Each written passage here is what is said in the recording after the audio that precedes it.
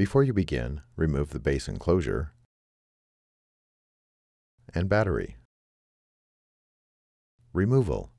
Using minimal force, lift the locking bar up on the touchpad board ZIF connector and disconnect the touchpad board ribbon cable from the touchpad board.